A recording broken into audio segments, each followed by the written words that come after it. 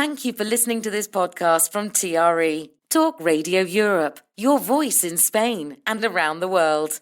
For more information, please visit TRE.radio. Discuss, challenge, inform, comment, viewpoint on Talk Radio Europe. Giles Brown. Live comment and discussion with studio guests.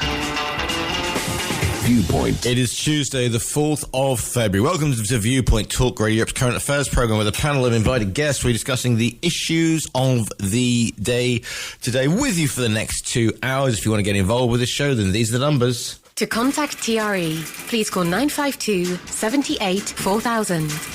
Email studio@tre.radio. Send us a WhatsApp on +34 645 99 67 95. Message us on Facebook, Talk Radio Europe Official, or tweet us at TRE Talk Radio. And joined in the studio, we had a last minute drop out, so we haven't got a full panel. But I'm joined in the studio by first time this year, Alf. Alf, good morning to you. Good morning, Giles. Oh, the microphone's very high today. There you go. Yeah, it's very high because Must have been a very tall person. I didn't want to bang my head on it. Yes, well, as we were talking about banging heads before. We were indeed, and there'll be quite a few banging heads, as I suppose, throughout the show. On today's show, we'll be looking at we're into the first 20 days or so of President Trump. It's been an interesting time as well. So Keir Starmer is over at the moment meeting with what he calls his European partners. We'll be discussing those and plus anything else if you've got something that's crossing your radar as well, you want to get your viewpoint across, then you know the numbers. But first of all, let's have a look at what's happening in the papers and what today's headlines say in the UK. The Times and the Daily Mail have different interpretations on the Prime Minister's visit to Brussels for talks to reset Britain's relationship with Europe. PM won't back EU in trade war is the headline in the Times, while the Mail opts for what a time to be crawling back to the UK. The Sun's editorial says seeing Sir Keir Starmer at a meeting of European leaders has the die-hard Remainers as giddy as toddlers on New Year's Eve. The editorial to Daily Express urges the Prime Minister to stick with the Atlantic Alliance, but The Guardian suggests closer ties with the EU could help boost sluggish economic growth. The Prime Minister's political troubles are highlighted by a YouGov poll covered in the Times, which puts Reform UK on 25%, 1 point ahead of Labour and 4 points ahead of the Conservatives. The paper says Reform's lead is within the margin of error, but is likely to generate alarm amongst Labour and Tory strategists in the run-up to May's local elections. The Financial Times reports that officials within government have drawn up contingency plans for possible retaliation in the event that US President Donald Trump should impose tariff on UK exports. One official tells the paper, "We are looking forward to working closely with President Trump, but ministers will always do what is best for the national interest." Front page of the Eye says the cabinet is split on plans for a Brexit migration deal for young people. It says Brussels is keen to allow reciprocal rights for under 30s to live and work on the continent, but the Home Office is apparently wary of its impact on immigration figures. Sir Keir is facing a growing backlash within Labour over the potential approval of a large oil field west of the Shetland Islands. This is in The Guardian. It says the Treasury is minded to support the Rosebank scheme, but MPs are nervous about breaking the spirit of a manifesto pledge of no new oil or gas licences. The development was originally given a provisional go-ahead in 2023. The Daily Telegraph's front page features a picture of Jack Lopresti, the formerly deputy chairman of the Conservative Party. He's now in Ukraine after losing his seat at the general election and says he wants to fight on the front line, having joined the Foreign Legion. The front page of both The Sun and the Daily Mirror feature the same image of the Princess of Wales taken by 6-year-old Prince Louis to mark World Cancer Day. Kate stands on a felled tree with her arms outstretched. And finally, volunteers clearing up flood damage in Grantham, Lincolnshire, have been shocked to come across antique litter, which has risen up as a result of high water. That's according to the Eye. The hoard included a 160-year-old empty beer bottle, as well as a can of Diet Pepsi from the 80s. Ian Simmons, who was among the team cleaning up, tells the paper it was a powerful reminder of the long-lasting consequences of littering. Those front pages again, from the top. Financial Times, markets rebound after Sheinbaum's talk with Trump's brings tariffs pause. Meanwhile, this is the President Donald Trump halting sweeping tariffs on Mexico. The Times leads with NHS withholds Nottingham report to protect killers' privacy. And it also says the PM won't back the EU in a trade war. The Daily Mail, what a time to be crawling back to the EU. The I paper, UK cabinet tensions on Brexit migration deal for under 30s as Germany makes new plea to Starmer. The Guardian, Starmer faces Labour revolt over backing for oil field. Daily Telegraph, a picture of the ex-Tory chief who's joined the Ukraine fight, but it's also Rayner to set rules on Islam and free speech. This is Labour's Angela Rayner. She's going to create a council on Islamophobia and lining up former Tory Attorney General Dominic Grieve to lead it. The paper says the body will advise on an official definition of anti-Muslim discrimination and will provide information to ministers on how to tackle it. Daily Express leads with 15-year-old boy knifed to death in school attack. This is Harvey Wilgoose, who was killed in a messaging row in a school in Sheffield. The Metro, jailbreaking spy for Iran handed 14 years, dangerous fool who put lives at risk. The Sun, say trees, mummy, poignant pic by Louis VI. This is the picture of the Princess of Wales. And that's also on the front of Mirror, on the Mirror as well, because this is today is the World Cancer Day. And it says, Kate, get back to nurture rather than nature. And finally, the Daily Star, as always, doing something completely different. So the Star leads with today. Daily Star has its own take on US foreign policy as it mocks up a poster saying missing brain alongside a picture of Trump. It says the errant cerebrum was last spotted sparking a global trade war, spooking financial markets and accusing baffled Britain of being out of line. So the hunt for the leader of the world's errant cerebrum, missing brain, last spotted being back something crazy, sparking a global trade war, spooking financial markets and accusing a battle Britain of being out of line. And those, for better, worse and all brain cells, are your headlines on this Tuesday, the 4th of February. Viewpoint with Giles Brown. Always live. 952-78-4000. If you want to get your voice put across, joined in the studio by Alf Brewer. As I said before, good morning to you, Alf. Hello, and for all those who'd never missed me, I am back. I even put a refill into my House of Lords pen. Oh, I say. Little crown. Well, that's very. I'm feeling. We are indeed honoured. Absolutely. I just sort of grab whatever pencils are around from. No, this is all name dropping. So Is it? It is a House of Lords pen, and it was presented to me, given to me by Mandelson? a Baroness Lynn Golding, who was the wife of the guy who was my political mentor when I was very young, John Golding. MP. Oh, yeah, okay. He was also my general secretary, who I helped get elected. I was his election manager, I argue. Which is why I've always, because people go, so why didn't you go into politics? It's called, because I was a kingmaker. Because the one thing about the kingmaker is the kingmaker never dies.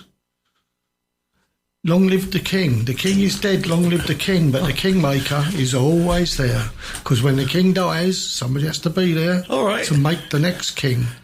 So I was always the guy in the background who was... Sort of like, the Henry Kissinger. Yeah, I suppose it's not quite as big as him, though.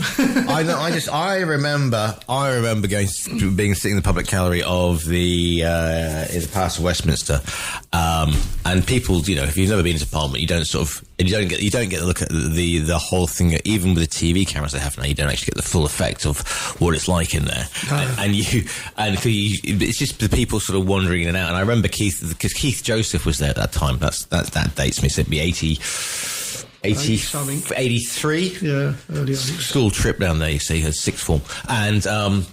And we were stunned because he was just like literally flitting in the background, behind the arras. It was quite something. But yeah, anyway. So talking to Kingmaker, I stood there enjoying like Eric Heffer and John Golding talking about what bets they were putting on the latest race. You know, the people that are there, which is why I always say yes, MPs are strange people. You have to be to do the job, but you know they're normal human beings, most of them, and most of them don't lie. They attempt not to lie. So when everybody else wants to have a go at them, you understand these people. Like they're slagging off Starmer at the moment because he's this, that, and well, it's not been again. He's just a normal bloke in his style. I mean, he has a personality bypass, but you know what he's trying to do is coming from the heart of him and his family and what he's trying to do for the country. He's not setting out. And then you listen to, I mean, for my sins, I do these stupid things. I sit there watching Prime Minister's questions. Yeah. And I'm watching Kimmy. Right, I may be politically opposite to where she's coming from, Badenoch, but it's just, even I'm getting to the stage of saying some of what goes on in the House is just childish. Stupidly childish. I've got to score a point over the Prime Minister, so I'm going to raise this issue. You know, we've raised the issue. What they never explain to people in real terms is how much time and effort. So she can't keep popping up every 2 minutes saying, and the Prime Minister this and the Prime Minister. It looks like that. She's only allowed 6 questions in Prime Minister's questions. Yeah. What's his name? The Lib Dem guy, Davey. He's only allowed... Ed Davey. He's only allowed 2 questions. The SNP are only allowed 1 question. So, and much of the others, technically what used to happen is you'd all put your stuff in and they'd draw it out of a hat and you get to ask a question. And then all of a sudden... I can spot them because I've been doing it for so long. Yeah. But there's the planted question that technically is just someone standing up and saying, does the Prime Minister agree with me that we're running the NHS brilliantly? Yeah. And of course, it gives him a platform to talk about what they're doing in the NHS. Yeah. And it's so false. The real ones are the people who stand up and say, I've got this hospital in my constituency and the roof's falling off and all of that. Usually it's from opposition MPs, but because the majority is so great to Labour, I don't know how many it is now. I think it's three questions for Labour MPs. It's 1 for every other party put together because the majority is that big. Also, what I think is going wrong, and the media, Giles, I love the media. Yeah, but you see, the reason is, you see, Badenoch getting up and making a point in the Arbu sucks and the whole thing, but they know, does the Prime Minister agree with me that, the daffodils are looking particularly splendid this year? Yeah. And that allows them to get their soundbite across. Yes, of course. That's the thing, because you've got to be looking for. Yes, of course. That bit where Badenoch is trying to make. Well, I think it was either a second or a third time. She tried to make about 6 questions. 5 or 6 different issues were rolled in, and even the commentators, the people sitting on the outside who chat about it afterwards, were saying. She's missing the point. When you've got Prime Minister's questions, it's about an issue, specifically an issue, that you wish to technically embarrass the government about, i.e., how do I get populism back on my side?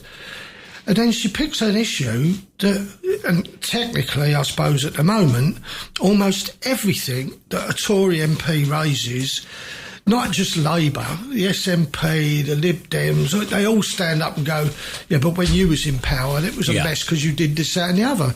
So that the Tories may not, and which is always the way.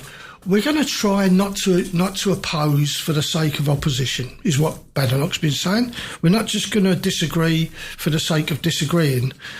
and then she disagrees for the sake of disagreeing. And you go, when are you going to change? When is it going to change? And all you get from, I'm not going to say Starmer, but all of the time there's this, I think, misunderstanding that Joe Public like to hear the jokey stuff, the taking the mickey out of each other. I don't think the public enjoy any of that. I think the public want to hear, this is the issue, what are you going to do about it? Yeah, but the thing is, but we have seen a seismic change in the way that our politicians do business. As I said before to you, I was a Conservative with a small c. So, the party up. Good plants. Yeah, exactly. Thank you very much. And my tomatoes looking rather splendid this year, thank you. No, but, there was that whole thing about Sir Nicholas Soames, which wasn't that actually, I think it was quite funny. No, I'm not sure about Soames and John Preston. And he used to, the Prescott Street. And he used to shout out when he walked into the thing, Elijah gin and tonic, please, steward. Yeah. But that wasn't in the public eye, on the television. So there's loads and loads of those anecdotal things, loads of them. What's his name? The carpetbagger MP who was around for years. He always used to Ken Clark?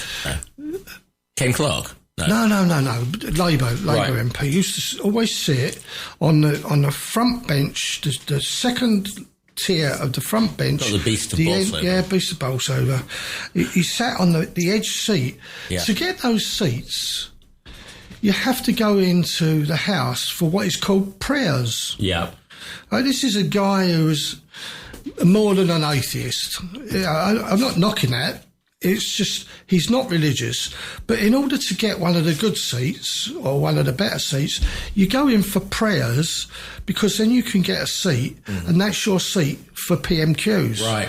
And the Bolsover guy always sat on the end seat, always sat, but he would have to go in for prayers.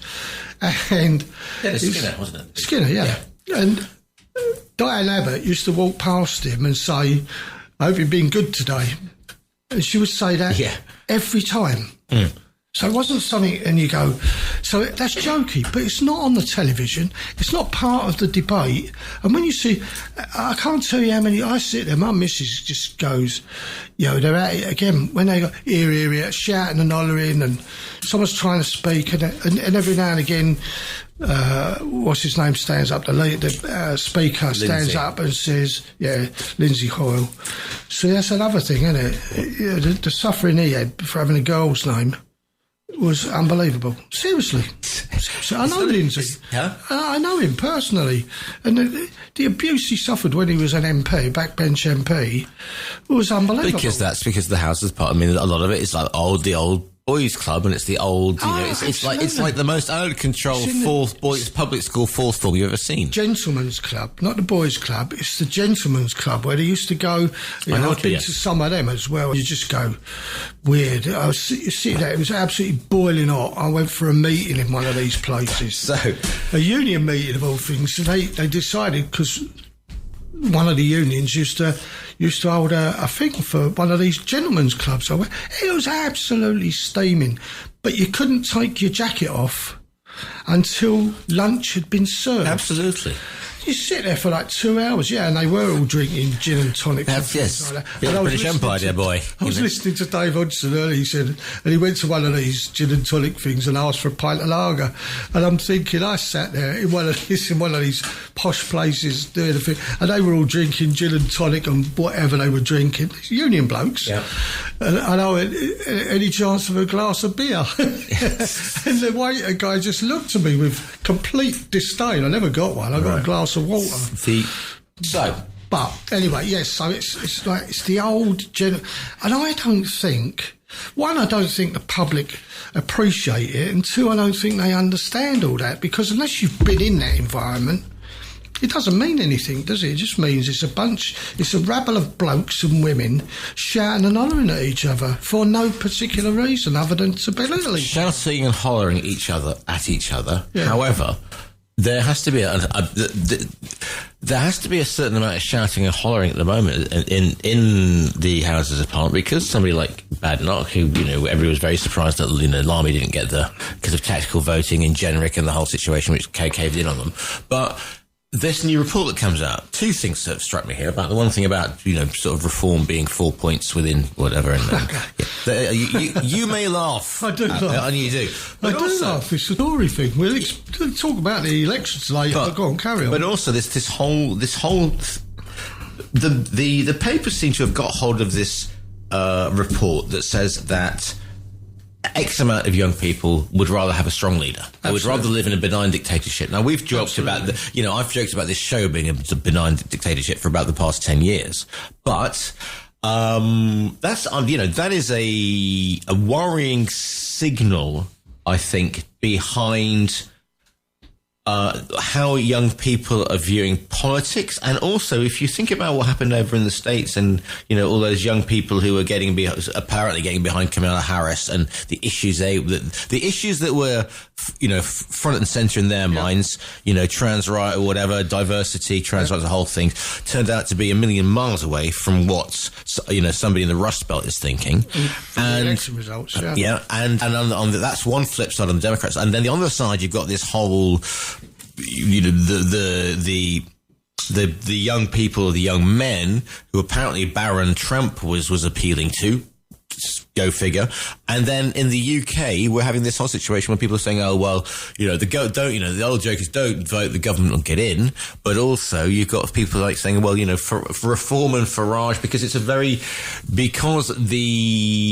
Farage is playing and reform are using the politics of referendum of Brexit." And I don't think it's any of that. Personally, I was listening today on Kay Burley in the morning. They had a couple of young guys who weren't politically aligned, but they were talking about obviously politics and why young people get involved and what they can get involved for. What are the issues for young people, etc. Very articulate young men and very listenable to. And what really come out of all of it and what they followed on with is that it would appear, remembering, of course, I think now it must be up to about 36 or 37 years of age. Yeah. 40% of the people under that age have never voted in their life. Never voted. Not voted occasionally, never voted. Not even in 97 with Blair's come down, not in 2010 when Brown was taken out by the Alliance. There's this continuing 40% plus who didn't vote. When I was a political organiser, it was people under the age of 21. Mm-hmm. So every year it goes up a year. It goes, in age. So now we must be up to about 35, 36 year olds. 40% don't vote, which means that whatever government is elected, they're elected on technically a minority of the country. There's always been a government. There's very few governments get elected by 50% plus in real terms. So, like the last election, everybody talks now, Labour had a landslide.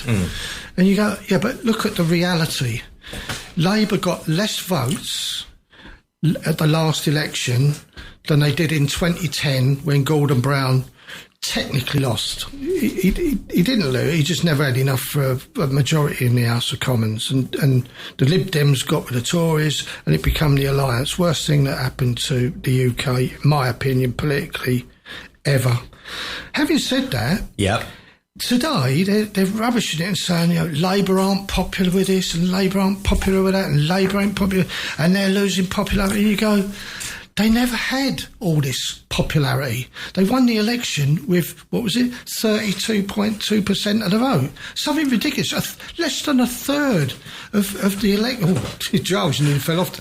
Is there an arm missing on your arm? Sorry, I was doing sorry, listeners, you can't see it, but I was doing my best Parkinson there and going for the side arm and missed the arm completely. I almost took my rib out. So what now we've got is we've got a government that was put there by less than a third of the electorate, and they certainly ain't representative in any terms of Northern Ireland, because Northern Ireland don't have the same mainstream political parties that there is in England and Wales and Scotland. They're not really representative of Wales because it's so strong Labour, effectively think they can, and now they've been given autonomy. And all that happens is the Tories turn up and say, this is what Labour do when they get in control. Look at the state of the Welsh Health Service. Look at the state of Welsh education. Look at the state. And you go, it's a weeny little country in a huge country. And of course, but they're operating like, and then on top of that, Scotland. So when does the Labour Party, seriously, in Parliament, represent Scotland? But also in the way that these things, when they go to these polls, 21% of people think that's Starmer's, and what a day to go crawling back to the EU. Well, if you say to people, it's very convenient, obviously, because of the press is, most of the press is, so we say right of centre, to put it mildly. So if you say to a bunch of people, do you like green apples or red apples? And more of them say, oh, I like green apples and red apples. They'll say, red apples singular past. Absolutely. Say voters, Absolutely. So that's the way the media then interprets what these happen. And you're always going to get that because it's just, but the interpretation at the moment, why is it that the public are so gullible about it? Just understand, Labour didn't get into power on some landslide of popularity. They didn't. They got into power because the Tories lost their way. And what's happening now is that young people are listening to, and I listen to lots of these different things, and my view is young people are now saying, actually, we do want to get involved in politics, or we want to stay getting involved in politics, but there isn't anybody that represents us. So neither of the two main parties, I say two, the Tories and Labour, they don't represent what we're looking for. And the alternative, which is the Lib Dems... Yeah, well, they're just all over the show with everything, so we can never find a path. What's come along now is Farage. Farage, well, it hasn't just come along, they've been coming for ages. And they're quite clear. They're quite clear about what they stand for, even though people don't like it. And their main platform is the immigration issue. It always has been, and it always will be. But they have lots of little side issues next to it. And young people are saying, well, we don't like what Labour are doing and saying. We don't like what the Tories are doing and saying. The Lib Dems are a waste of space because they're in and out like a fiddler's elbow. But the SNP only represent people in Scotland. So what can we do? Well, we'll start a new party. Well, this guy comes along and starts a new party. Not only that, it's the only party that's completely undemocratic. And yet they love it. Yeah, it's owned by Farage. Because you said that just a minute ago. You said that the people are they're looking at politicians and they're not voting. They don't get involved because there's nobody that represents them. The danger represents their view, their views. But the danger is that rather than that, they just get apathetic and then they go for and then they'll say and egged on by whatever dark forces in the media are saying, we need a sweeping change. Well, yeah, we need a sweeping change. And the next thing, bang, you've got them all voting for, a strong leader. Worse than that, you end up with anarchy. And I know I've had this discussion. Apathy or anarchy? Anarchy. Because okay, so what's worse, apathy or anarchy then? Because anarchy. Because so what you like apathy is people who just don't participate. So whoever is participating, whoever is making the decisions, are making the decisions. Anarchy means that you do stand for election, you do win elections, and then when you get into power, you do nothing with the power. I've had this discussion privately with Andreas. Andreas, if you're listening, I hope you get better soon. It's called, when the Spanish Civil War started, one of the issues was about the anarchists were growing in size. And everybody goes, oh, no, that didn't happen. It was about Spanish politics. It was about Francoism. It was about this. And I go, no. One of the major issues was that the anarchists who got into power, not at national level, certainly at local level, and were starting to not make decisions, which is as bad in its own way as communists coming into power and creating, because there's no democracy in a communist country. It's we are the people, we are the power, we make the decisions, you will abide, and if you don't, we'll do something about it. And so the anarchists were the same, except for they didn't use the threats, the violent threats and things like that. Violence did happen, but that's the danger. The danger is not you tip over to apathy already exists in UK, in Spanish, in European politics. Apathy already exists. Too many people don't vote. Could you say, though, that, you're talking about anarchists, but could you say that those who go into systems, get into power, get into debates, get into referendums or referenda, whatever you want to call them, and then just I'll call it mischief. And that's a true anarchist, because they're causing disruption. They're not anarchists, because what you're talking about are people who are making decisions and asking you disrupting things. But they're asking people to follow them and agree with them. The fact that lots of people don't agree with them doesn't make them wrong, and the fact that respect or whatever it is, I don't know why they call them respect, because they're disrespectful. But having said that, this is a group of people who are saying we're going to offer an alternative to the Tories, and they're saying things that people like me go, wow, that's just abhorrent what you're doing. Similar to some of the stuff with Trump. What you're doing is abhorrent. The difference is they stand for election, they win elections, and then they take decisions. What anarchists don't do is take decisions. That's the problem. And people then go, we've got these people in power, but nothing's happening. And it gets worse. And what then happens is it descends into, which is what it did in my argument in Spain. Right. It descends into other political groupings getting together and creating new types of governments. And in the case of Spain, it's the next thing to communism. Yeah, but you get a dictatorship. But people wanted it, by the way. They didn't disagree with Franco. A lot of people disagree with Franco, and they fled across the border to France. A lot of people disagree with him, but he still come to power, and he still stayed in power. He came to power as the result of a civil war. Absolutely. But that's hardly a just and democratic way of. I didn't say there was any democracy involved. Yeah. But what happened after? I talked to some of my old Spanish mates, and they go, "Oh, we should never have. Franco should come back." Or that's the rose-colored binoculars that people look at. Like the '60s were always great and swinging the whole thing. Everybody had a bleeding Minnie in the thing, and they were dating Twiggy. Not if you were from Rochdale, they weren't. Or not if you were from East London. Exactly. So therefore, but we look back at the past. Absolutely. I was listening to this will make you smile. All right, because I still got CDs. Listen, if I could play vinyl in the car, I would do. Okay, so I got CDs, and of course with CDs you collect them and you throw them in bits, and you're not sure what's going on. And I flung on a CD, which was it was like when I burnt myself, and it was obviously a 70s collection that I'd done or I'd picked up or something. Right, and the first thing that comes, and bear with me, listeners, on this one, because it was Sweet and Blockbuster. Oh, right now.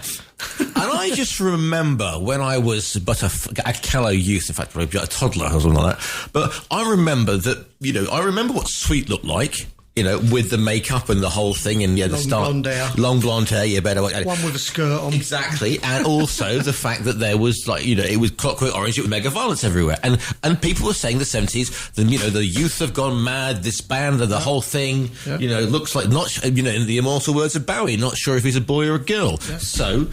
And yet people are going, the 70s, everything was like that now. And it's like, this is absolute poppycock. Absolutely. So which is why if you come back to... So you can't say that Franco... People are saying, it was great for Franco. I said some of my older Spanish guys. I'm not saying that you are, Alf, but I'm saying that anybody... it's the whole thing that the Vox are doing. But again, and going back to the point about, people starting parties or whatever, if you look at Ciudadanos, you look at Podemos, they're all gone now.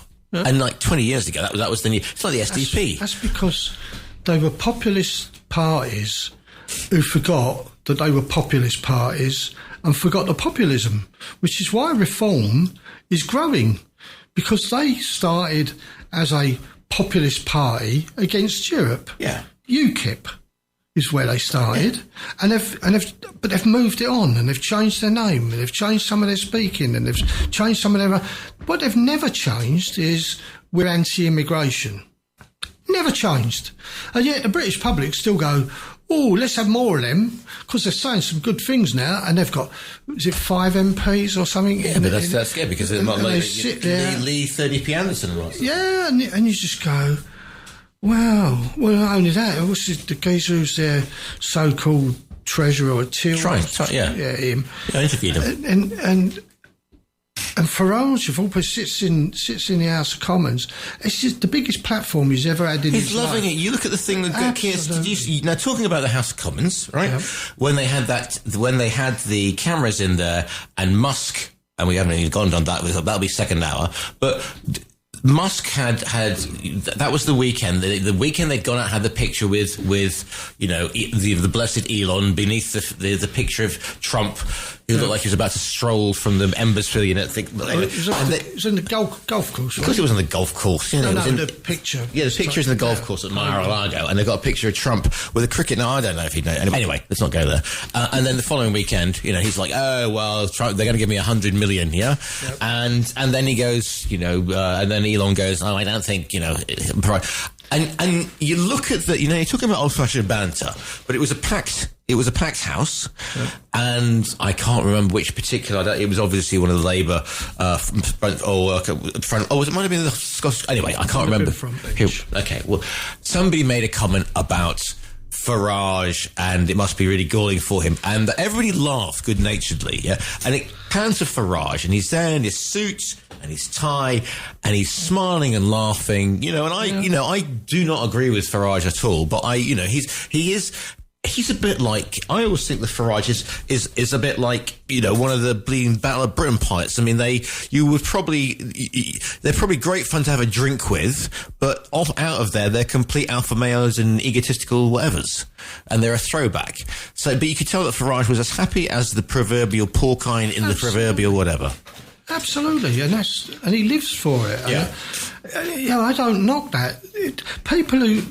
One of the issues I've always had in my life is because everybody wants to run everybody down, and I go, if these people want to stand for office, that's brave enough in its own way, and whatever you think of them, I don't know anybody who stood in an election to say, and the first thing if I get elected is I want to kill everybody. People don't do that. They genuinely stand, and you may not agree with where they're coming from, but they genuinely stand to try to make a difference that they think people or the country needs. And Farage, wherever he comes from, as soon as somebody said, and this was when it was UKIP, somebody accused him of being an ex-Tory. And he said, I've never been a member of a political party in my life, and I've never supported the Tories. And that's because he was too right-wing to be a Tory. He would have fallen out with them the first day he got near them. But so you can't but admire him for standing up and saying, but I've got a way that I think would be a good way for this country to follow. Follow me. Yeah, and that's all he said for the last 30 years. That's having a political news. It's got feeling politically, and it's also because he knows how. He's one of the best in the business. He knows how to milk the media. Good speaker. He's a great speaker. Questionable. He puts on a good show. Okay. So he's a good. Okay, so he's. I'll tell you one of the good speakers. Yeah. Neil Kinnock, and everybody goes, no, he's just this, that, and the other. Neil Kinnock and Winston Churchill, probably the two best speakers. Proper speeches, though, rather than sound bites. See, that's the difference. Because Farage will, and he does a bit more than sound bites. Yeah. And he's very good at what he does. He's a good media capturer. There aren't many of them, which is why I go. Yeah, we'll go Starmer. He's had a charisma bypass. Well, that's the way he comes across. But now they're doing surveys and saying, lots of people are saying we're fed up with having the bouncy, chippy, the clown on the surface. We want someone who's probably stayed. Who would you prefer to have? Clement Attlee, not a lot. He was not known for his lot. Clement Attlee, by the way, ran the country when Churchill got all the acclamations because Churchill was running the war. Churchill never ran the country; he ran the war. Right then, Attlee, Labour, ran the country. Go live to the lines we go. Morning, call you live on TRE. What's your name? Where are you calling from? What's your viewpoint, please? Good morning, Giles. This is Andreas. Morning, Andreas. Hello, guys. How are you doing, son? I was listening, and I was patiently listening, and I would like to take you back on to what you were saying, Alf, in terms of the participation of younger people in the elections and the lack of participation of a high percentage that you quoted. I don't know how accurate the percentage was, but it's evident the lack of engagement from younger people in politics. Yep. And this is my take on it, is that whatever country you're in, the politicians are not hitting on what is really important for them, for younger people. You've got situations. Let me just give you the example of Spain. I always take things to the local politics. But if you look at the things that are making the headlines in Spain, for instance, the celebration of the 50 years of Franco's death, 100 events on that. Of course, that's not going to engage young people. What they want to hear is what they're going to do about the day-to-day problems. We've got a massive housing deficit in Spain, where younger people are suffering a lot, where they cannot access decent accommodation. We've got all sorts of problems, but none of the politicians, none of the political parties are giving solutions to the real problems. So that creates disengagement with politics, so they don't want to participate on it because they find it useless. That's the explanation that I give to that disengagement of young people. Political parties now, the problem is that the ideologies have disappeared. In reality, the socialists or social democrats in Europe are not different from conservatives in terms of the policies they can supply the political spectrum. And what happens with that is that they hide from each other any idea that they might have for solutions to real problems because they copy each other. That you can see that from the PP party in Spain, but I am sure that they have things that they want to do, but they hide it because if they present the solutions to some of the problems, the Socialist Party are going to copy it and they're going to do it, and they're going to claim the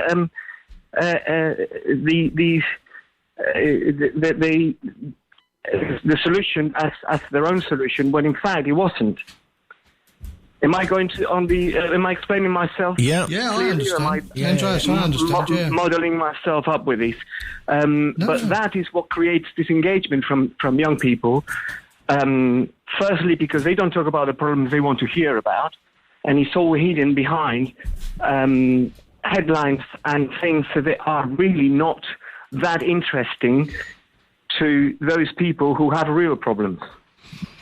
Okay. And for the time being, I'll leave it at that. Andreas, good to hear from you, and nice to hear you're getting stronger every day by the sounds of things, all right?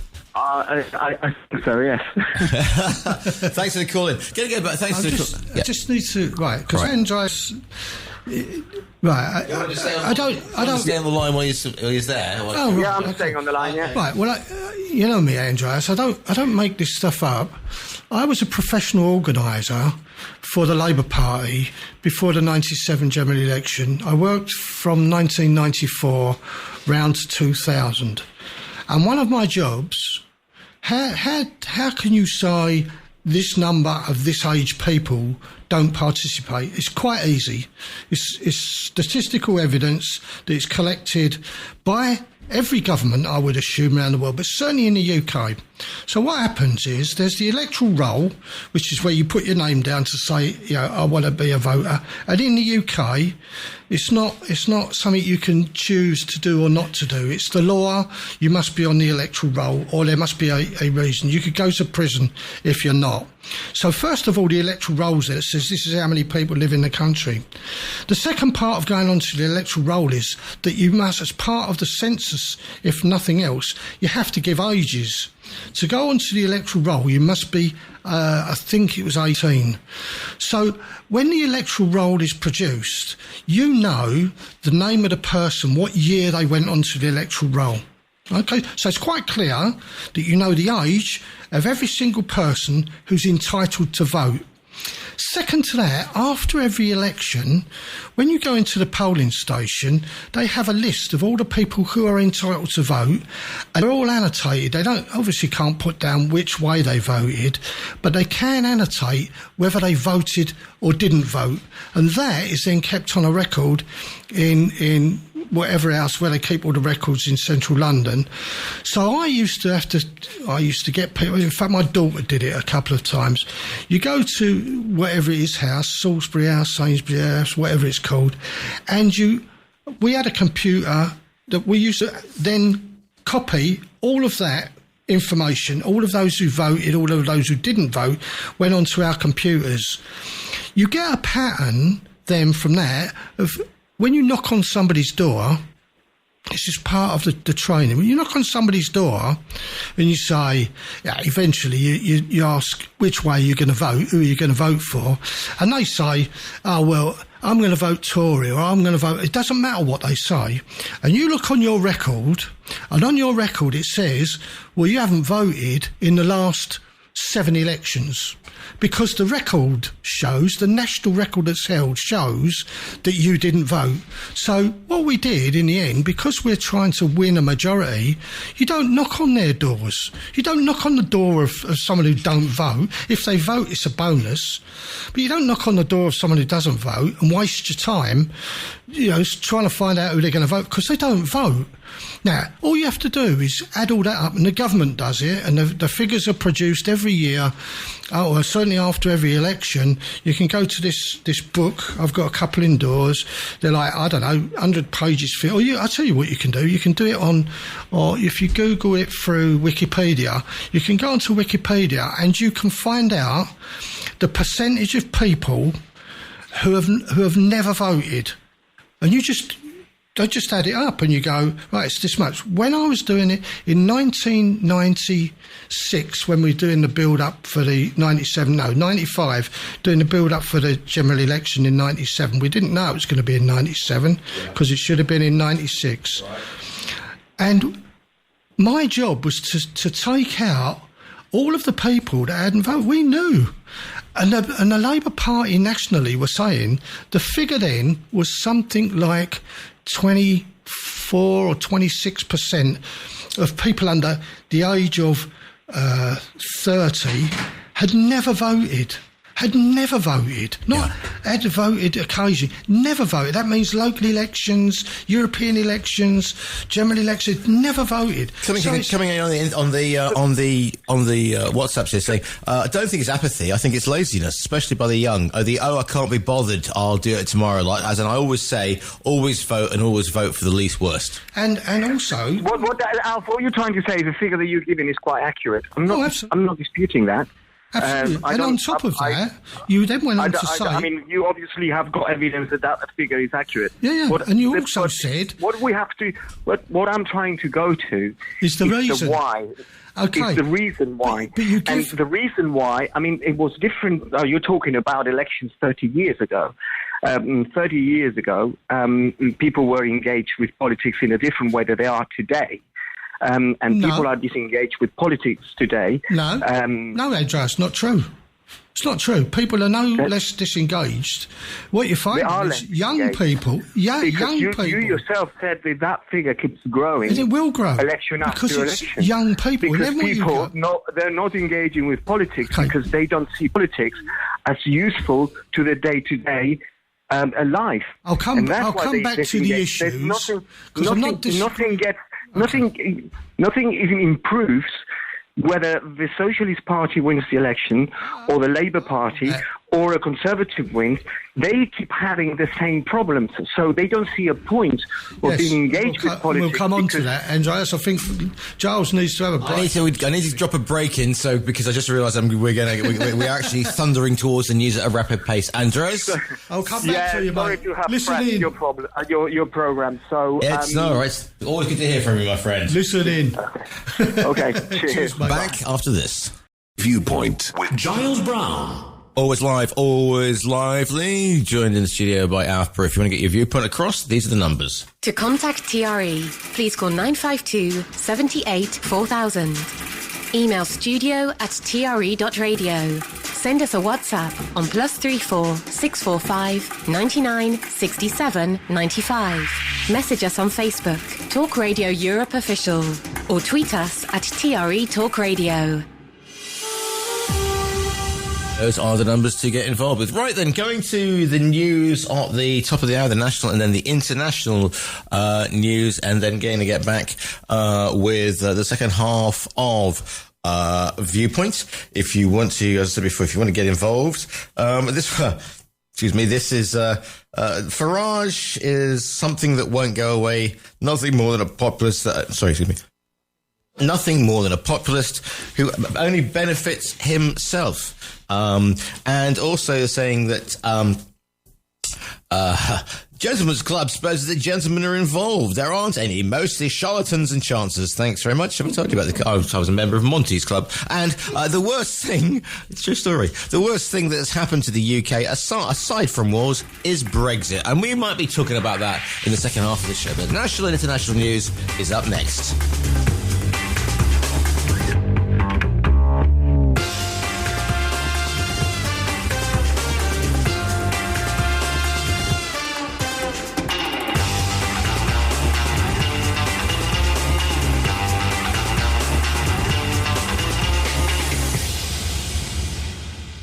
Talk Radio Europe. Your voice in Spain. Discuss, challenge, inform, comment, Viewpoint on Talk Radio Europe. Giles Brown. Live comment and discussion with studio guests. Viewpoint. And we're back for the second half of Viewpoint with you for the next 54 minutes, give or take. If you want to get your viewpoint across, then these are the numbers. To contact TRE, please call 952 78 4000. Email studio@tre.radio. Send us a WhatsApp on +34 645 99 67 95. Message us on Facebook, Talk Radio Europe Official, or tweet us at TRE Talk Radio. Joined in the studio by Alf Brewer. We were just talking off air there a minute ago about yesterday was the 5th anniversary since Britain left the EU. Yeah. 8 years since we made the mistake of assuming that 51 to 59 vote meant that everybody in Britain wants out of Europe, and we carry on the myth. You know, was it they had a survey, one of the one of them proper surveys last week. It turns out that 55% of the UK, not England, wants to rejoin the EU. Yeah. Bit too late for that. Just a quick one. This coming in from Helena. Please, as usual, Alf is spouting on about Labour. Can you stop him and get on with the programme? After it is called Points of View, it's called Viewpoint. Not a rambling away by Alf. We want more people ringing in. So ring in then, Helena. Ring in. Come on. Let's go. Let's hear from you. Because I'm getting to a breaking point with people who are phoning in on me and going, you say the number too often, or you do this, or you do that. I don't give a flying what's it, to be honest with you. You know, I'm getting to this point with you. So phone in. Yeah, don't just sit there and send in messages going, nah, I don't. It sounds very professional. Why don't you have a 12-foot albino giraffe on or something like that? Because we can't get one. So, anyway, before you go off and do that, yeah? Calm down, son. Calm down. It's not worth it. Life isn't worth that. As Dave put on, always look on the bright side and laugh. So, when Andreas was it's just a radio phone in. Thank you very much. Yeah. Well, but come on, I mean, if otherwise I will start. I will play elbow for 4 hours, or I will start reading from the Tibetan Book of the Dead. But plus the fact, I'm not sure why people would assume that I would turn up and talk about anything other than what I know about passionately, which is the Labour Party. I worked for them. I've been a supporter of them all my life. Why would I talk about anything? And anybody can ring in and disagree with me, by the way. I'd love it. When Andreas rang in and he said, well, of course, the issue for the young, we've got this massive housing deficit. doesn't just apply to Spain, does it? That's the whole of Europe, including the UK. We have this massive... I can't even put my finger on why, but why did every country in Europe all of a sudden stop building houses affordable for young people? But it was right across Europe, and it's massive in the UK. And also, Andreas said, quite rightly, I'm not disagreeing with him, all these parties, they copy each other. That's because the way that politics is organised, especially in Europe, I'll stick with Europe. Yeah. I'll try not to avoid even just the UK. It's because everybody's after the centre ground. So you have to assume that somebody, and they have all these circles of people who talk to people, who survey people, who do, and they find out what the common issues are for the centre ground people. And it's the centre ground people who, in the main, vote and give you power. And as I always say, if you haven't got power, you don't make the decisions. You could sit on the side and, throw your stones at those in power. But if you've got no power, sit there and behave yourselves and work to achieve power. So yes, of course they copy each other with what they're saying, but that's because they're all vying for this. Where if you're a right-wing party, you're trying to capture the right of centre. Yeah. If you're a left-wing party, you're trying to capture the left of centre. But everybody's after the centre. So all the issues are the same. And one of the things that you find with the centre ground, they're normally older people who have gone through that, house buying or house achievement or family raising or major education or used the health service. So they are of that older group. So the issues that they come up with are going to be simply by choice, not what the young want to talk about, not what young people want to talk about. And every time, if you stay in with this, every time they try to bring a group of young people together to say, so what are the issues for young people? There's always this assumption that the issues that are being raised by young people are ignored by those people who are in power. And you go, and it's probably correct. If you look at Parliament with the biggest, swing of let's get rid of the old and let's get some new in, the biggest change of MPs in the House of Commons, and yet when you look around the House, there's still a lot, and I mean a lot, of middle-aged age, 40, 45 blokes. There's a significant number now of women, but you don't see many. I mean, I've got a young friend who's an MP, but he was an organiser with me in 1997, and he's one of the younger ones. So he's got to be in his 40s, probably in his 50s. And just look around and you go, so where are the young people who get elected? And that's because of the political setup. One of the issues that I've always had, I'm not a great believer in proportional representation because I think it leads to strange governments, like Denmark, didn't have a government for years or whoever it is. And I find local government is significantly better because local government in the UK, because they elect, outside of London, they elect their representatives on a third basis. Mm-hmm. So you're only ever going to change when there's an election a third of the people making the decisions, which means if you're trying to run a long-term project, you're not going to get those violent swings from one party in control to another party in control, which effectively means that they run election campaigns based on what's the middle ground opinion, because they know that after an election, the chances are whatever party was in power locally will stay in power beyond, and whatever they promise to do, they will carry on trying to deliver. So you get much more stable, long-term arrangements made at local level. So much so that that's why I'll say the government, depends which flavour you are, I suppose. That's why the national governments attempt to stymie what happens in local authorities, because a local government will say, we want you to do this, say on caring in the community, and a local government will do something completely different because they have a different philosophical background about how caring in the community should happen. So you'll come to, one borough will provide care homes and another borough will provide none. Some will provide care in the home. Others will say you've got to pay for it yourself.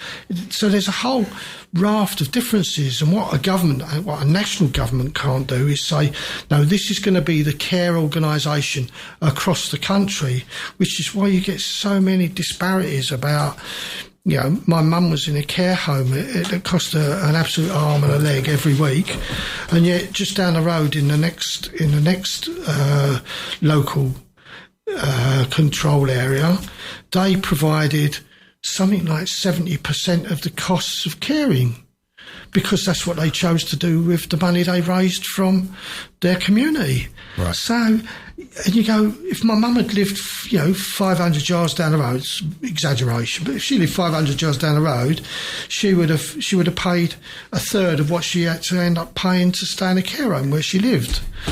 And she wanted to stay where she lived because that was the family background. Mm-hmm. So I think government at national level suffer from this. They pander, and Andreas is right.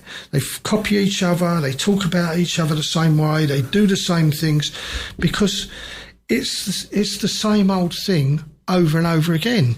The country, Spain in particular, Europe in general, needs massive amounts of affordable homes to be built for many, many reasons. So what governments, the European Union ain't doing it. They're not putting money into house building because it's a national thing. The European Union decide to put money out of the European budget into housing, and all of a sudden they get accused of being favouritism to Italy or favouritism to France, or it doesn't work like that, does it? So all the governments of necessity have got to work out how do they take money out of other things. And of course, what Trump in particular is going to do, and what I was in fear that the Tories were doing, is you take money out of, say, international development or international aid, and you say, we're now investing that money in our own people. We look after our own before we look after others, which effectively is really short-sighted, because it leads to all sorts of world conflict that technically we all have to pay for in the long term anyway. Ukraine isn't a mistake. Israel isn't a mistake. What's happening in many African countries isn't a mistake. It's all there by design of somebody for something. Mm-hmm. But it all revolves around, and how many times have we said it on the radio? It all revolves around money in the main. Very little of it now. I mean, what Trump is talking about with Canada is that Canada have got to stop drilling oil, and sending it to the States to make petrol. What? Let's look at. We'll maybe look at that after this break. Viewpoint with Giles Brown. Yes, indeed. If you want to get involved with today's Viewpoint, the numbers are... To contact TRE, please call 952 78 4000. Email studio@tre.radio. Send us a WhatsApp on +34 645 99 67 95. Message us on Facebook, Talk Radio Europe Official, or tweet us at TRE Talk Radio. Thanks for sending in the following figures. There's a YouGov poll out saying belief that Britain was right to vote to leave the EU forced to a new low of 30%. The question I was asked was, in hindsight, do you think Britain was right or wrong to vote to leave the European Union? So 55% think it was wrong to leave the EU. 30% up, which is down from around about 47%, I think it was at the high point. That's the latest. That was on the 21st of January this year, that point. Also in there, Britain's in favour. This is again the YouGov poll. Britain's favour a closer relationship with the EU, with 55% of the public in favour of rejoining. 20, Britain having a close relationship with the European Union without rejoining the European Union, the single market or the customs unions. 24% were in, 34% strongly supported it. 40% somewhat supported it. Britain rejoining the European Union, 39% strongly supported it, 16 somewhat. Britain rejoining the single market, 30% strongly, 20% somewhat. Britain further loosening ties, 7% strongly, 12% somewhat supporting it. You hear this again, it isn't the Brexit that we voted for, but what was the Brexit then? Because it was this nebulous thing. It was like trying to define your sovereign nationship. And and you can argue that at the end of the day, it was just a bunch of people who don't like certain people of a certain colour. There you go. Didn't like Polish people doing the plumbing. Didn't like people who had darker skin than me, and therefore didn't think about the whole situation that you were aiming exactly the wrong thing. Didn't like all the Romanians because they just don't like the Romanians. Just goes on and on, doesn't it? Exactly. One of the things, whilst not coming into the studio, didn't mean to say that I wasn't interested in listening to Viewpoint. I find it interesting, and I find other people's views very interesting. And no, I don't always do it. My own thoughts are obviously based on the Labour Party and my background, but in reality, I don't think it matters quite often which government you talk about. But if you talk about politics, somebody said the civil service were politicised under Tony Blair, and these things then grow legs. It's very mythical. The civil service didn't... The mythical civil service, I like that. Oh, no. When am I going to do that unicorn? Being politicised is the myth. Of course they... and it was the civil service. It wasn't a particular department. It was the whole of the civil service. And it wasn't politicised under Blair. It started under Thatcher because Thatcher was putting, but it wasn't these, as you know, I call them the SPADs, the special advisors, the SPADs, who are unelected, appointed people by political parties who sit on the shoulder, technically, of the civil service to make sure that they're following the adopted policies of the party that's in government. Yeah, and. It was a big issue about it. So she put in, I forget his name, the geezer who was her second in command in... Willie Whitelaw? Willie Whitelaw. So he was put in to do a job on the civil service. Shock and all that. To make sure that we never ever went back to... Because his prediction was it was about Attlee as well. Attlee undermined the Churchill bit by using the civil service because, like I said, Churchill ran the war. So effectively, he only works for the War Department and the Defence Department. And Attlee was running the country, so he and appointed people ran all the other departments, so, farming and all that marine stuff. So there was this issue that after the war, because the civil service had been undermined politically, so Whitelaw was put in to do a job.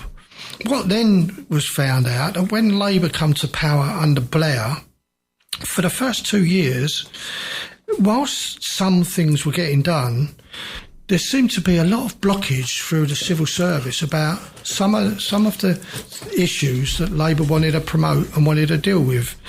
So that's when you started to have these... Not the odd one or two, hundreds of these SPADs were appointed who went in, and their job, they weren't there to tell the civil service what to do. They weren't there to run the civil service. They sat there and they sat in on meetings and things like that to make sure, if the government says, right, we want to build 500,000 houses in 5 minutes, that the committee, whatever it was that was discussing that issue, were on the right. They weren't changing it to, well, we're going to try and build 5. It was to keep a focus, keep the civil service focused on what the government, not what a Labour government wants, what the government is saying they want. And About the same time, someone also said, democracy doesn't work. I don't know who said it. Churchill said it for a kick-off. Democracy was the worst form of government under any circumstances. But you've got to have something, and you've got to be seen to be doing something. Better to have democracy or a false democracy than a dictatorship or a communistic style and things like that.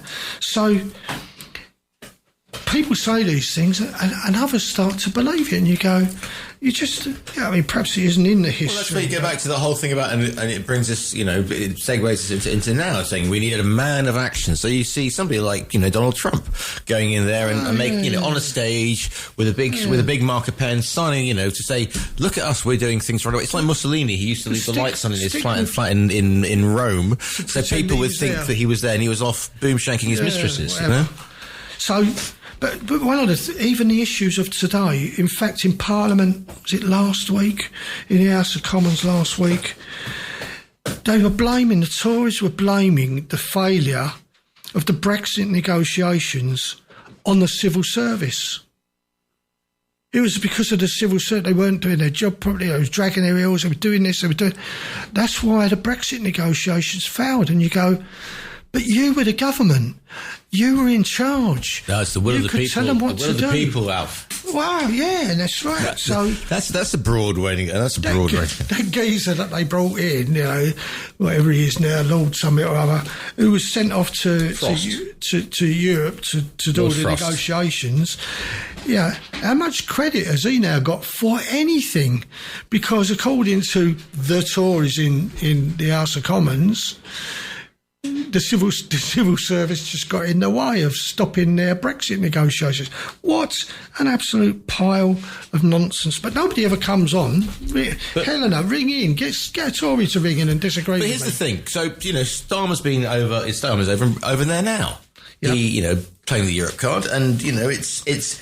Talk about being between a rock and a hard place. Because you've got the media in the UK... papers saying, well, this is Starmer going back, I will go back to crawling back to the EU, and yet, and he's got to deal with Macron, and they're just sitting there going, told you so, this is the whole, and obviously they told you this would happen after you left the EU, and it's happening, and now you need to come back. But in real terms, what's Britain supposed to do? Well, it's supposed to the Atlantic. It's supposed to the Atlantic Alliance. To come to us and say, "Can we buy some cars off of you?" What's the thing? It's the Atlantic Alliance, and two things. I mean, you can argue that, especially in the past 10 years, that the quote unquote special relationship with the States, because we speak the same language, two nations but divided by languages, etc. But in the past 12 years, that hasn't. When Obama came to Europe, he knew which way the wind was blowing on that. He said, back in the queue, and he didn't go first to London like all presidents had done before that. The situation, the special relationship was at its strongest when the loving that was Reagan and Thatcher. Where did Obama go? Where did Obama go? He went to France. Absolutely. Yeah, because he knew. Absolutely. Because he was an intelligent politician. France, for many years, because Germany... And the Americans love Paris anyway, so that's beside the point. It's true. Yeah, it's true. They made a film about I blame Jane Kelly. Yeah. Paris, yeah, exactly. It was because Germany... Wall Street Journal used to be... Not Washington... No, what was the European... The European paper. Back in the day when we used to get Newsweek in time in the 80s. Wall Street Journal. Washington Post was in Paris. Yeah, but... It was also Germany after the reunification. Even today, are still rebuilding Germany. They've still got to concentrate on what they're doing in their own country because they've still got disparity between the people who were old East Germany and new West Germany. So the mindset then becomes, well, who's the other? Britain always thought they were one of the big powers in Europe, and technically they end were. Of empire. Technically they were, but in reality, it was always France and Germany. They were always the alliance. They border each other. They might have fought each other, but they soon made up and things like that. So if Germany are struggling to reunify, I don't think out of the Alsace, the takeover of the Alsace. I mean, they've always been fighting about those borders. Well, of course, but they've been doing that for centuries. It's not happened in the last 50 years, has it? Or 100 years even. They've been doing it for years and years and years. The French invaded Britain. Did you remember that? Well, no, because it was hundreds of years ago, and who cared anyway? Well, you would a bit fed up if you were in Winchelsea and the French came, or in Ramsgate, and a marauding fleet of Charles the Bald came up the thing. Yeah, but then we had all the French emigres because the Huguenots they couldn't coming over with their lace making. Yeah, absolutely. Hey, what are you going to do about Setting up on the south coast of England and nicking all our. No, there's an area of London. It's Clerkenwell, was it? Smithfield was the Huguenots. Yeah, they owned that, but when they landed on the south coast of England. If you go to Hastings and around there's loads of Huguenot stuff around there because that's where the boats. Remember, that was where the ports were. They didn't sail up the Thames. Midway, the Rochester. No. Great naval bases. No. What is now Romney Marshes used to be where they never came over in whacking great big sailing ships. They came over in ocean-going barges, and they used to pull the barges up the canals. I think there's only one canal left now because they use it for draining the marshes.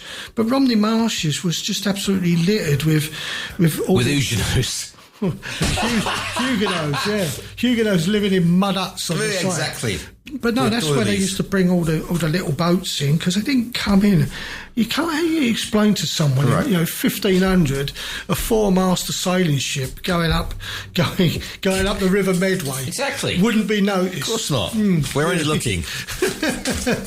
Come over in little boats. I can see it now. I can see it. Don't start on small boats coming across the channel. We've been here all week. The most likely. We've never been able to stop them since then. I think I'll do this now. Viewpoint on Talk Radio Europe with Giles Brown. Always live, always lively. If you want to get your viewpoint across, come on. These are... No, ring in. No, it's this... Alfie said to me, they won't ring in now. You shout. I'm not shouting at you. It's like, it's the Roman candle, I don't know, you just fling it in the passing, I don't know what just to get a bit of spark. Sometimes I can be the Primarch James O'Brien, and sometimes I can be the bargain basement, the 2-for-1, buy one, get one, 3 Howard Stern. There's a thought for you. Yeah. I was thinking because Dave... You're thinking of what? Dave played Eric Idle. Always look on the bright side of life. Right. So you go back to... I go back to the Monty Python, what did the Romans ever do for Britain? Well, for us, apart from the sewer, And of course, recently they're going, well, Rex was one of them, Go back to the Tories. You've given them less than 2 months. Rex, if you're listening, you've given them less than 2 months. Careful, he'll be... Yes. Less than 2 months, and you expect them to change the world. Hey, talking of which... So... Yeah, go on. I'll hold it up. I'm not going to read it out. I've my glasses are somewhere. It's like me. I can't remember where I put. I can't remember things that Labour did. Yeah. Okay. There we go. This 3 months in power. Right. Okay. And you go. So they haven't done anything, but they've done all this. What they haven't done is what you want them to do. Haven't stopped the boats yet, though, have they? Especially there's Eugene. Stop the boats. That was 12 days after coming to power. They were accused of having the highest level of boat people entering the country as if it was their fault. 12 days. Rolling out free breakfast clubs. A VHS for everyone who's got the great movie, that. Yes, to the WhatsApp. So there's loads of things on the list. Lots. Here's a thing, and I'm bashing the Tories, whatever. This is bash the Tories, whatever. But no, bash the government. I'm not bashing the Tories particularly. I'm just bashing the useless Tories. So looking at because did you notice? Did you know? I mean, okay. He's talking about Mandelson. He's not a Tory, but. They are thinking him being the possible. No, he is. Okay, being. As soon as Trump says it's okay, he will be the British ambassador to America. He's not been over there, Mandelson, doing a speaking tour, and it's been very interesting to see former Prime Minister Liz Truss and also Suella Braverman last week over there. Yeah, they have a great tendency and fondness for going over to the States and appearing on these on the lecture circuit, not even the lecture circuit. It's the university circuit. Well, not even that though. It is the right wing thing, and they're going around. And Suella Braverman was talking about the fact that the UK was going to turn into a Muslim state with sheer war within 20 years, and it would have Labour weapons, and then they had nuclear weapons, and then it would be the biggest strategic threat to the US. And honestly, this isn't 18 coffees talking. This would be the biggest strategic threat to the US, bigger than Russia. And then she said, it might not happen, but it will. Yeah. But the sun might not come out tomorrow, but it will. But you know what that does, don't you? You know what that does, don't you? Because people will hear half that message in the States, and they'll go, ex-Home Secretary, the woman whose dream was to have flights going to Rwanda. That went well, didn't it? Hey, wasn't that a really great thing to do? Right. It's only because you wanted a cheap holiday. I'm sorry. I'm not the Primark, James O'Brien. It looks like I'm more the Top Shop Tony Blackburn, but there you go. Thank you very much for that. Thank you very much for that. Top Shop Tony Blackburn, I'll take all day. But yeah, I mean, did you see what I'm doing?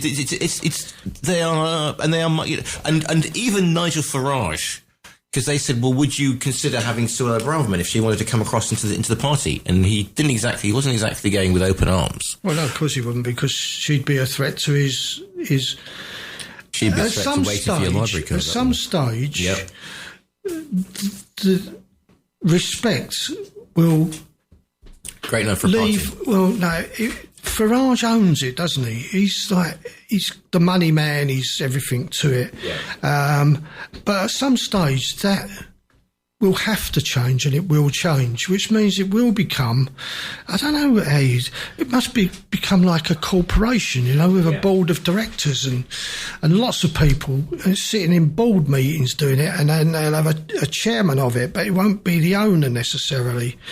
But it's got to change, because people don't, effectively, if you vote for them and you elect them, you'd be electing a dictator.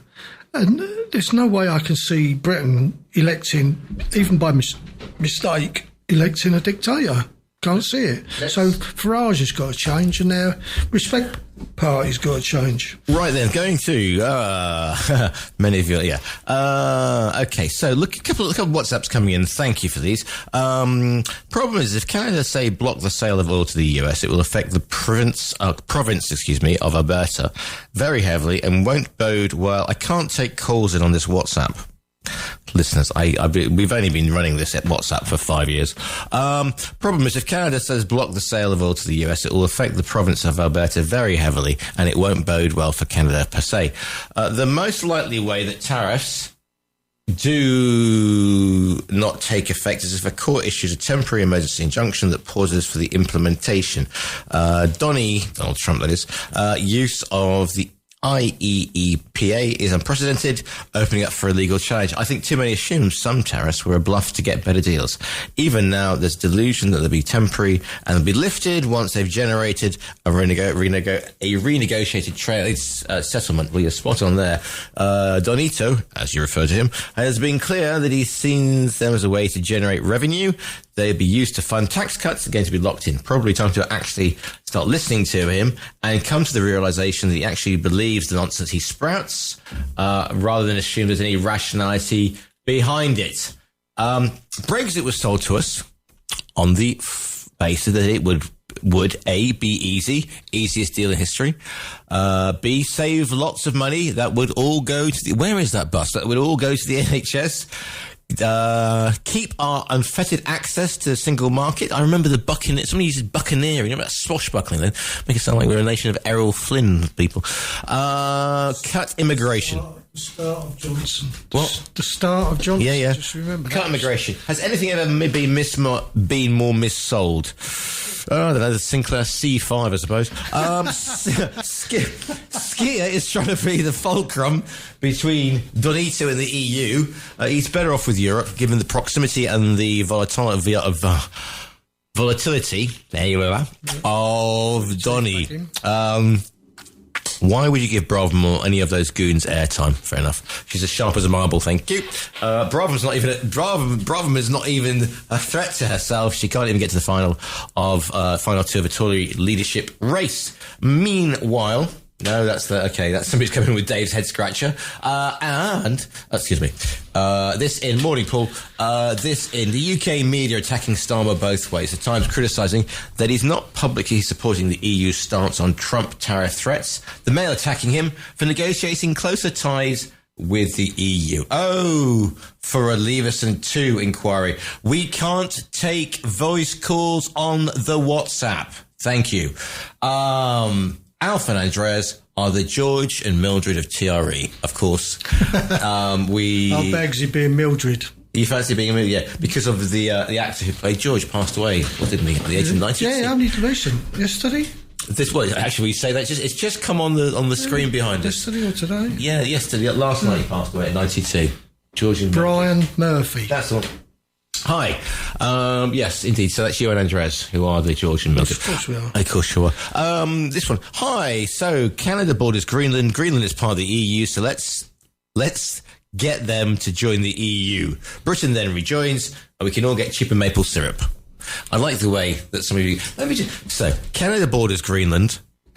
Greenland is part of the EU, so let's get them to join the EU. Britain then rejoins, and we can all get cheaper maple syrup. I don't think Greenland... Oh, Denmark. No, they're owned by Denmark. Yeah. But I don't think they're part of the EU because they're owned by Denmark. That's like saying the Ascension. Not like Scotland. Hey, what? Well, Scotland, technically, are part of the United Kingdom, but they are technically. They're part of the EU. They are, yeah. But they're not an individual country or they weren't an individual country in the EU. Correct. It was the United Kingdom that was a member of the EU, or the British, who was it, Great Britain and Northern Ireland, I don't know, wherever it was the EU. British, yes, right. So Greenland is not. Greenland is just it's like a protectorate of Denmark. So it's not. It doesn't come under the same EU arrangements. So why don't Canada buy Greenland? Because that would really get up Trump's nose. He'd probably invade then. The artificial borders. And everybody thinks that we're all stupid. That we can see the ice flows melting. And the new biggest alternative way around the oceans is drill, baby, drill. No, around the oceans, not the bleeding oil fields. Is the alternative to the Panama Canal is the Northwest Passage, which is going to be Cape of Good, Cape of around the Cape, the Roaring 50s. No, it's the... No, I know, it's the one, Magdalen, the alternative is the Northwest Passage. Because we've got no ice... Oh, I see where you're going with that. And they couldn't use the Northwest Passage because it was frozen over for 7 months of the year or whatever. Yeah. Now, because of the melting ice flows, they're talking about having easy passage. You have to ships like the Titanic can't use it, but other icebreakers could use it. Icebreakers are available. Yeah, could use it properly. They're small. Is that a benefit of global warming then, do you think? And I'll tell you what else is going under the radar. Because of Trump doing all these big, we're going to do this, that and the other. But he's put Musk, because you mentioned earlier about that, he's put Musk in charge of one of his, Homeland offices or whatever. One of the Homeland offices is the department that deals with international aid. Yeah.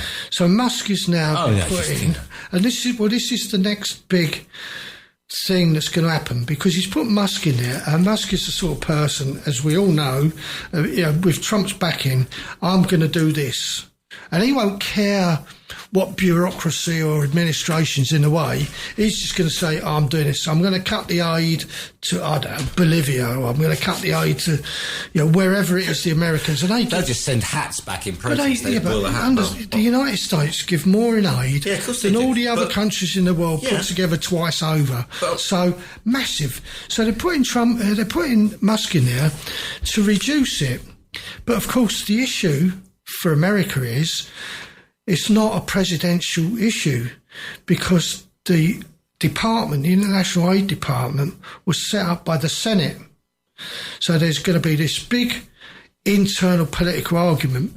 Musk saying, I'm going to do this, and Trump supporting him, and the Senate saying, you ain't touching it because it's not your province and you can't cut aid.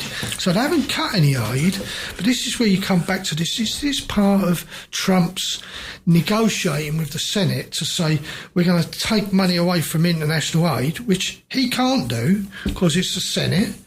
The Senate allocate the budget, don't they? So the Senate will say you can't do that, and Trump somehow or other is going to take that money away to do what with it? Complete the wall between America and Mexico, or put a new border? I mean, they had the Canadian woman on this morning. 0.2% of the whatever it is, the chemical stuff, fentanyl, comes in via Canada. Yeah, and they want them to spend $11 billion. Yeah, but on new border controls to stop the fentanyl. Yeah, the same thing with Mexico, but the problem with that is it's fine, but if the United States, as we've seen before, with other sorry? That was Canada. I know that, but they're saying that they were going to put these, they're going to do this to punish Canada and to punish Mexico, but where's the demand coming from? Well, United States. Absolutely. So therefore, like the same way that they, the same way we had the war on drugs. Come from? Sorry? And where does the fentanyl come from? China. And you go, okay, so you're going to start a trade war with China in the hope, this is all the negotiating, in the hope that China are going to stop the people who make the fentanyl, which is made in laboratories, stop them from sending the stuff over to Mexico, Canada, wherever it comes in from. And somehow or other it's going to stop all the fentanyl coming in. And you go, this is people in the States, presumably because they can't get basic medication, are turning to alternative medication, so they're buying the fentanyl, because they're painkillers, aren't they? Yeah, they're opioids, but you missed, they're massively strong. Just want to go to a few bits and pieces on this. And thank you for sending in. Greenland is not part of the EU, but its citizens are, okay? Right. Oh, freedom of movement, yeah.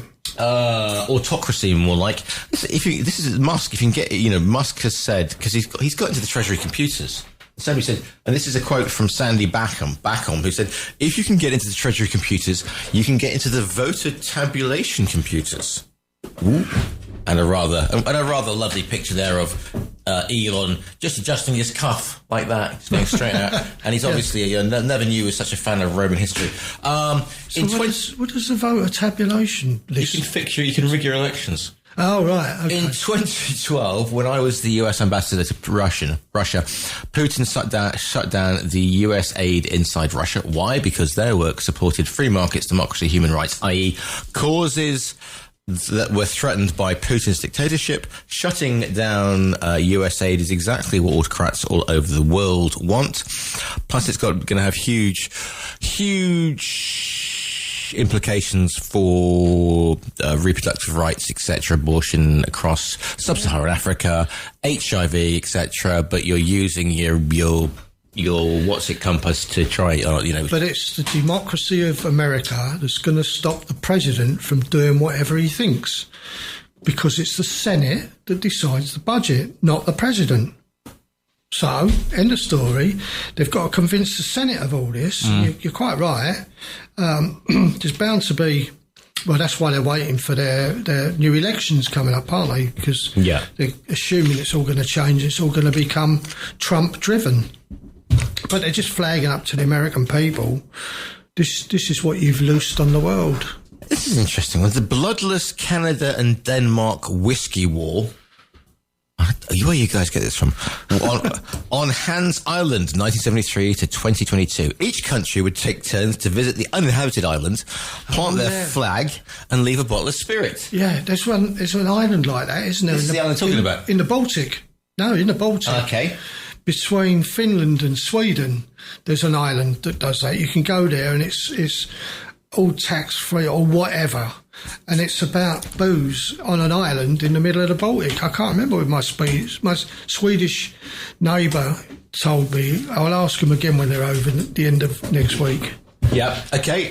In 2022, they agreed to split the 320-acre island in half. So there you go. It can be done. He's already started, and this is another one, he's already started a trade war with China.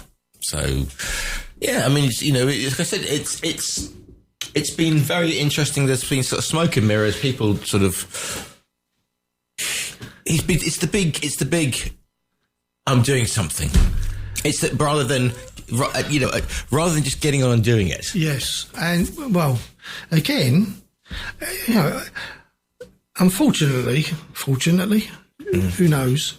I wasn't a major negotiator with anybody, but I did negotiate with some big companies like Ford, like the NHS, like lots of big companies. And so that one of you the might things, know what you're doing in that case. Well, you certainly learn. There's a book, if anybody wants to read it, called The Art of Negotiation, and it would be good for some people just to read it and say, you have to try, which is why the media are having complications trying to decide what Trump is doing.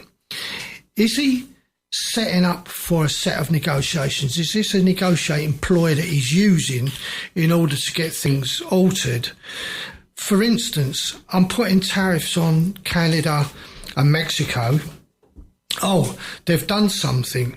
Mexico and Canada have done nothing other than promise that they're going to do something. Mm-hmm. Like Canada, we promised to do, which they were going to do in any case, because they've got a problem. So what people aren't quite grasping is, it's not the fact that Canada are selling built cars to America, because they sell very few built cars to America.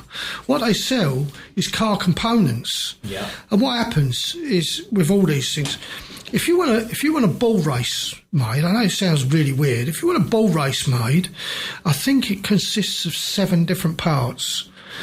And each of those parts is made by a separate company wherever, some of which are in Canada, some of which are in the States. Yeah.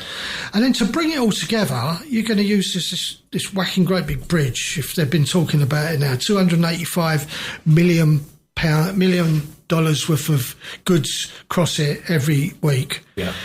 And so what you do is you send one bit of the bull race from Canada to America, and they're going to have to pay 25% tax. And when it gets to America, someone there is going to put a ring inside it, and they're going to do whatever they do, and they're going to send it back to Canada.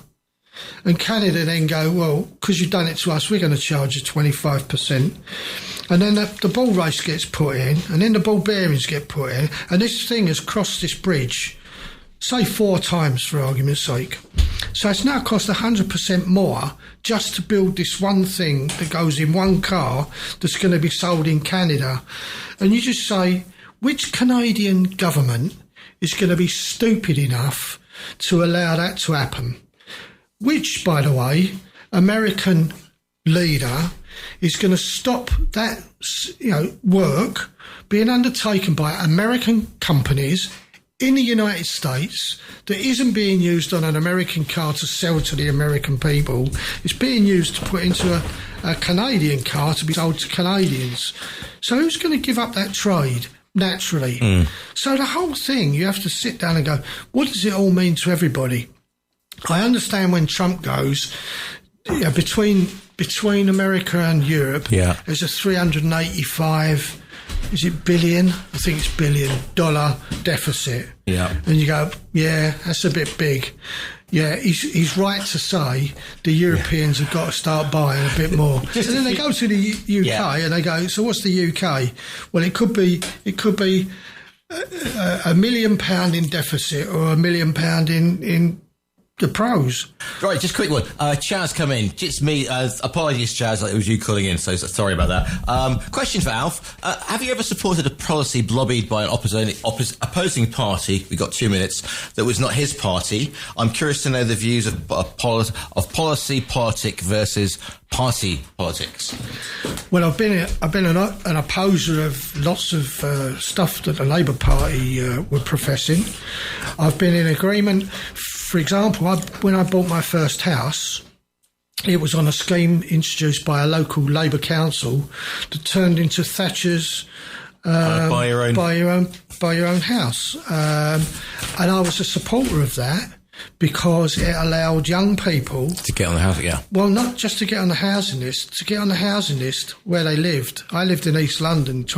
If all my mates all moved out to Essex, Kent, Hertfordshire, Cambridgeshire, because there's no way they could afford a property in East London. Plus the fact, my parents lived in East London and they weren't dying.